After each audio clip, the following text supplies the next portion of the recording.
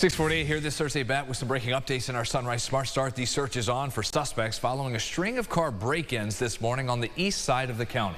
After getting the first calls, deputies saw the suspect's car on Macedon Center Road in Perinton. They chased it, which ended with the suspects ditching the car near Green Ridge and Green Valley Roads. MCSO is using its drone and canines trying to find the suspects. Deputies say anyone with leads on those responsible, or if you have any information on the thefts, call 911.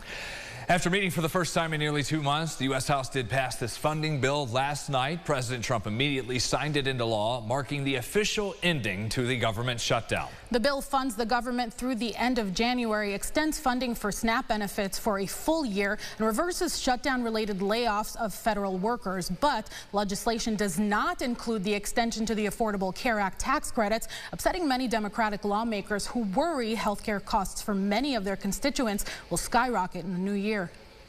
We believe as Democrats that health care has to be a right, and a right that's affordable and available to every single American in the United States. The White House Council of Economic Advisors estimates the shutdown cost the U.S. economy around $15 billion a week. Well, yes, the shutdown is over. Headaches still linger for those traveling in the sky. Flight restrictions imposed by the FAA starting last Friday led to nearly 1,000 flights canceled yesterday and another 2,000 or so delayed. The flight disruptions are expected to continue at least through this weekend. House Speaker Mike Johnson says a bill calling for the release of all of the Justice Department's Jeffrey Epstein case files will be put to a vote next week. This comes as newly released emails are calling into question what President Trump did or did not know about the convicted sex offender's crimes. The president has never been charged with wrongdoing in the case and has long denied any knowledge of Epstein's sex trafficking operation. We have new details about a barn fire overnight in Parma. Fire crews and deputies rushed to the call just before 8 on Trimmer Road. They tell us no one was inside the barn at the time and no first responders were injured. No word yet on what sparked those flames. The city of Rochester does admit there was a delay in responding to the water main break that flooded a neighborhood and damaged many homes earlier this week. An 8-inch pipe, Veterans Day morning, more than a century old, ruptured near Meredith Street, Empire Boulevard, and Culver Road. The first calls came in that morning around 2:30, but crews did not show up until about 3 hours later. By that point, roughly 2 million gallons of water had poured out, flooding basements and leaving just a mess behind. I have photos that my basement that had just a little water. And I have photos of the basement what happened 3-4 hours after when this was not taken care of on time.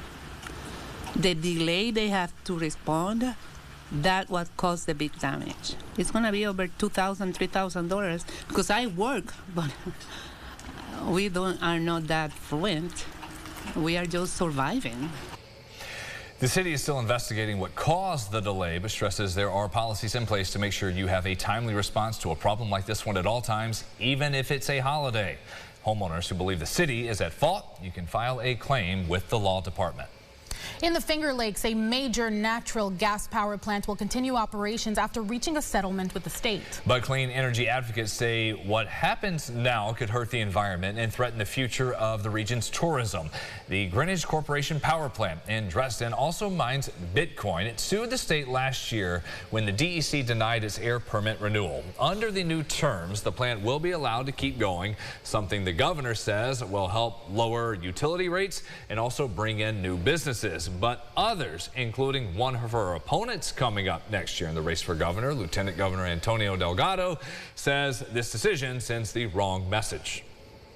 And allowing this plant to continue operating undermines the law, weakens public trust, and tells every other polluter that the rule of law is indeed optional. It pumps nearly 500,000 tons of carbon dioxide into our air every year, undoing the progress so many of us fought for under New York's Climate Act. People come here because of the lake's beauty, its clean air, and our world-class food and wine. If we let a private crypto mining company degrade these, we're risking the very foundation of our regional economy.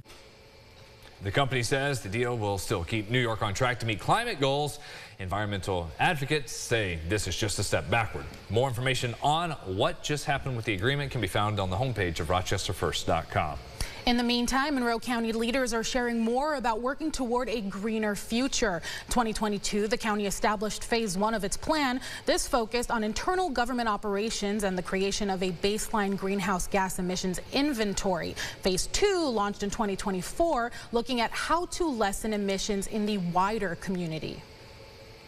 I hope they see some hope that it is possible because they're keeping track of the data and actually making sure that we're doing less carbon emissions over time, and they're keeping track and reporting every year on the amount they saved. The county's climate action plan also includes up to $1 million commitment each year. Hunters all across New York are gearing up for opening weekend as the state's regular gun season for deer and bear begins Saturday. That season runs through December 7th, and the DEC is reminding all hunters to put safety and conservation first. You can help to prevent the spread of chronic wasting disease by deboning any venison you get out of state before bringing it home and properly disposing of the carcass. You should also avoid using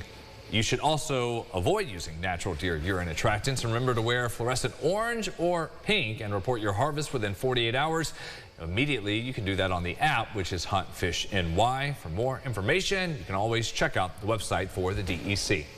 The first ever upstate New York IKEA opens up next week. The brand new store is at Destiny USA in Syracuse, making it the 3rd location in the state. The grand opening celebration is next Friday, the 24th at 9:45 a.m. Customers begin lining up at 7. I'm sure many will show up trying to get there before that. Final sunrise traffic before we get to that weather. At least we can see a little bit now as we are sliding back a little bit with the sunrise times view from 490. Things are moving along. The expressway's all looking good here this Thursday. Nice and dry, relatively speaking, there, James. Yeah, it's all about location, right? You got to find that exact spot. Looks like Lake Ontario. If you're along the shoreline, you're going to have a better chance to see those rain showers as you're just simply closer to where all the moisture's coming from. And we're to the point, it's like, just dealing with it, walking outside, just give us some snow. Yeah. You can give us some snow, please. Yeah. Well, until that snow gets slushy and black and not very nice. That is true. Most of the snow is gone. Higher elevation, some spots there. Spring Water further to the south, Naples, Italy Hills, those areas are seeing some light flakes, but for the most part, it is rain. A light shower or two tomorrow under the similar setup. Most of us are dry. And then the weekend's interesting. I'm going 49 to 50, but I've seen some models 57, 58 degrees. Nice. For a high temperature there on Saturday. Kind of hedging my bets. It's a warm front that pushes the rain in there. So we'll see with that number. But it does look like we get the cold air and the rain and the snow by Bills game Sunday afternoon. So not the prettiest finish to the weekend. That is 1 o'clock there from Highmark Stadium. We got a lot to talk about on our podcast coming up 9 o'clock. Second cup of sunrise. I'll be there with James. That's on the Rochester First streaming app. First up, though, CBS Mornings coming your way at 7. We'll be back on your TV at 7:25. Have a good day.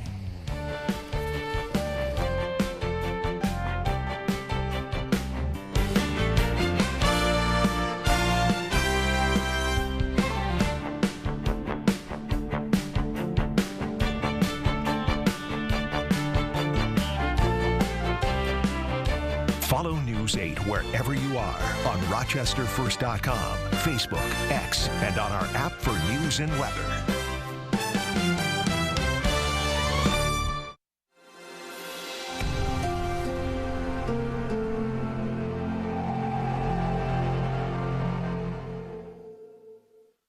Get the Rochester First streaming app today for everything you love from News 8 On Demand, plus exclusive shows you won't see anywhere else. Search ROC and download for free on Roku, Amazon Fire, and Apple TV.